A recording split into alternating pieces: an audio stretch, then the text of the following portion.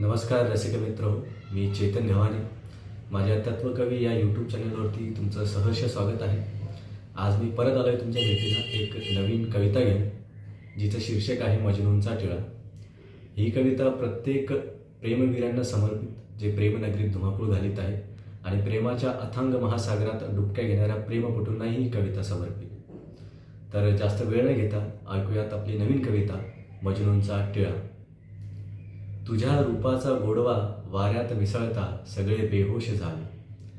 तुझ्या रूपाचा गोडवा वाऱ्यात मिसळता सगळे बेहोश झाले. दुपट्टा तुझा हवेत उडता सगळे चकित झाले. मजनूंच्या डोळ्यांची रांगच रांग असते घरापुढे तुझ्या. मजनूंच्या डोळ्यांची रांगच रांग असते घरापुढे तुझ्या. ते पण ठीक आहे, पण म्हाताऱ्यांनाही आता अमृताची चणचण भासते आहे. गुलाब पाकळ्यांसारखे दुमडलेले ओठ तुझे गोरे गोरे गाल. गुलाब पाकळ्यांसारखे दुमडलेले ओठ तुझे गोरे गोरे गाल. बघ्यांची गर्दी पाठीमागे तुझ्या, जरा बघ त्यांचे हाल. अगं सोड मोकळे केस तुझे, अगं सोड मोकळे केस तुझे आणि बिघडव त्यांची चाल. प्रेम गल्लीची देवी तू, चर्चेचा विषय आजकाल. तुझ्या फक्त हसण्याने गल्लीतला पक्या बिमार आहे. तुझ्या फक्त हसण्याने गल्लीतला पक्या बिमार आहे. आमची तर विचारपूसही नको, आम्हाला फक्त तुला भेटण्याचा आजार आहे.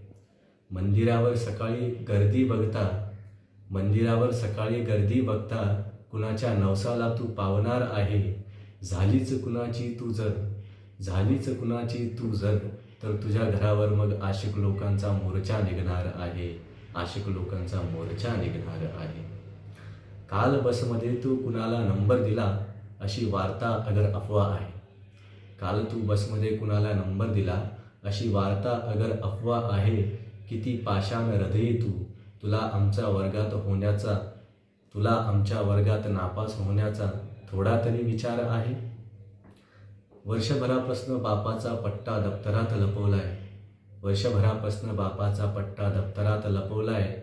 या अशा बातम्यांमुळे परत तो त्यांना पट्टा शोधायला भाग पाडणार आहे.